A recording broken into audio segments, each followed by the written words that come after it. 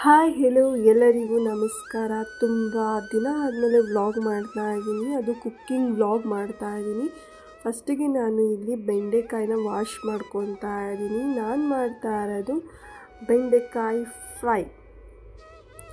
ಇದನ್ನು ನಾನು ಚೆನ್ನಾಗಿ ವಾಶ್ ಮಾಡಿಕೊಂಡು, ಈ ಥರ ಕೊಳೆ ಎಲ್ಲ ಇರುತ್ತೆ ಅದರ ಮೇಲೆ, ಸೊ ಅದನ್ನು ಚೆನ್ನಾಗಿ ವಾಶ್ ಮಾಡಿಕೊಂಡು ಕಾಟನ್ ಬಟ್ಟೆಯಲ್ಲಿ ಅದನ್ನು ಚೆನ್ನಾಗಿ ರಬ್ ಮಾಡಬೇಕಾಗುತ್ತೆ.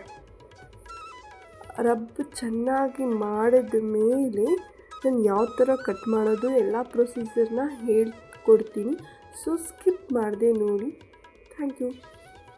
ಇವಾಗ ನಾನು ಹೇಳ್ಕೊಡ್ತಾ ಇದ್ದೀನಿ ಯಾವ ಥರ ಅಂತ. ಆಲ್ಮೋಸ್ಟ್ ಎಲ್ಲ ನಾನು ರಬ್ ಮಾಡಿ ಆಗಿದೆ ಡ್ರೈ ಬಟ್ಟೆಯಲ್ಲಿ.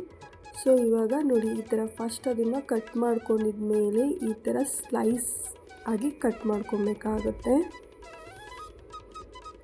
ಸ್ಲೈಸ್ ಬಟ್ ಕೆಲವರು ಬೀಜನ ಎಸಿತಾರೆ. ಸೊ ಬೀಜದಲ್ಲೂ ಪ್ರೋಟೀನ್ಸ್ ಅಂಶ ಇರೋದ್ರಿಂದ ಅದನ್ನು ಆ್ಯಡ್ ಮಾಡ್ಕೊಳ್ಳಿ, ಒಳ್ಳೆಯದು.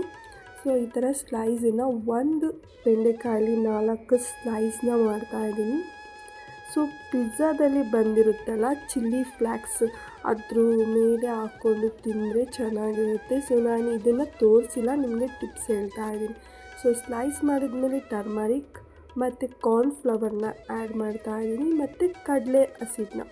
ನಮಗೆ ಎಷ್ಟು ಬೇಕು, ಬೋಂಡ ಥರ ಬೇಕು ಅಂದರೆ ಬೋಂಡ ಥರ ಮಾಡ್ಕೊಬೋದು, ಬಜ್ಜಿ ಬೋಂಡ ಮಾಡ್ತಾರಲ್ಲ ಆ ಟೈಪ್ ಬೇಕಾದರೂ ಮಾಡ್ಬೋದು. ನಾನು ಇಲ್ಲಿ ಮಾಡ್ತಾ ಇರೋದು ಫ್ರೈ. ಸೊ ಚಿಲ್ಲಿ ಪೌಡರ್ನ ಆ್ಯಡ್ ಮಾಡ್ತಾಯಿದ್ದೀನಿ. ಚೆನ್ನಾಗಿ ಮಿಕ್ಸ್ ಮಾಡಬೇಕಾಗುತ್ತೆ. ಅದು ಗಟ್ಟಿ ಇರೋದ್ರಿಂದ ಸ್ವಲ್ಪ ನೀರನ್ನ ನೀವು ಆ್ಯಡ್ ಮಾಡಿಕೊಂಡು ಚೆನ್ನಾಗಿ ಮಿಕ್ಸ್ ಮಾಡಿ. ನಾನು ಸಾಲ್ಟ್ ಹಾಕ್ಕೊಂಡಿರೋದು ನಿಮಗೆ ಹೇಳಿಲ್ಲ ಅನಿಸುತ್ತೆ. ಸಾಲ್ಟ್ ಕೂಡ ರುಚಿಗೆ ತಕ್ಕಷ್ಟು ಉಪ್ಪನ್ನು ಉಪಯೋಗಿಸಿ. ನಾವು ಏನೇ ಒಂದು ಕುಕ್ಕಿಂಗ್ ಮಾಡ್ತಿದ್ದೀವಿ ಅಂದರೆ ಮೇನ್ ಇಂಗ್ರೀಡಿಯೆಂಟ್ಸೇ ಉಪ್ಪು ಅಂತಲೇ ಹೇಳ್ಬೋದು. ಇವಾಗ ನಾನು ಇದು ಸಾಸಿವೆ ಎಣ್ಣೆ ಅಥವಾ ನಾರ್ಮಲಾಗಿ ಸನ್ಪ್ಯೂರ್ ಆಯಿಲ್ ಆ ಥರ ಬೇಕಾದರೂ ಯೂಸ್ ಮಾಡ್ಬೋದು. ನಾನಿಲ್ಲಿ ಯೂಸ್ ಮಾಡಿರೋ ಎಣ್ಣೆನ ಯೂಸ್ ಮಾಡ್ತಾಯಿದ್ದೀನಿ. ಮುಂಚೆನೇ ಈ ಎಣ್ಣೆನ ಯೂಸ್ ಮಾಡ್ಕೊಂಡಿದ್ದೆ. ಈ ಥರ ಮಾಡಬಾರ್ದು ಅಂತ ಹೇಳ್ತಾರೆ, ಬಟ್ ನಾನು ಮಾಡ್ತಾಯಿದ್ದೀನಿ.